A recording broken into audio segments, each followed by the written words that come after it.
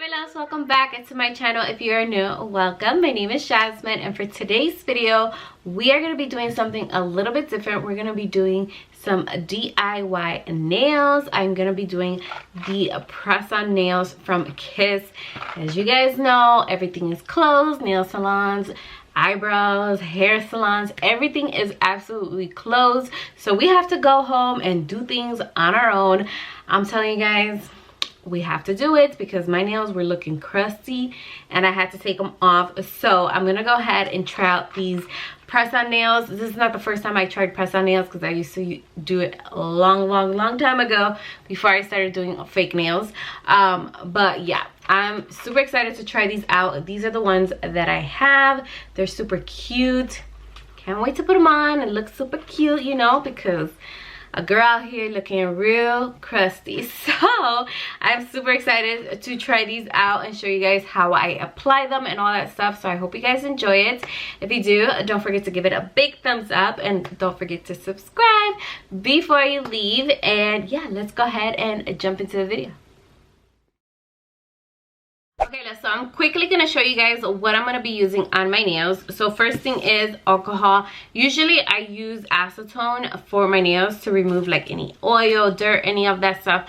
But I don't have any, but alcohol does the same thing to me. So I'm just going to rub off any oils that I have. And then the glue that I'm going to be using is this one from Kiss. This is the Maximum Speed Nail Glue. This is like super strong glue for the nails, so I definitely recommend this one. Now the one that comes in here is good, but I don't feel like it lasts as long as the Maximum Strength. It lasts way longer with that one than the one that comes with the kit. So I definitely recommend purchasing that one. But yeah, that is what we're gonna use. And we're also gonna use a filer to file down any of the nails that I have. Like if they're long, then I'll just file them down. But yeah, that is about it. So let's go ahead and jump into the video.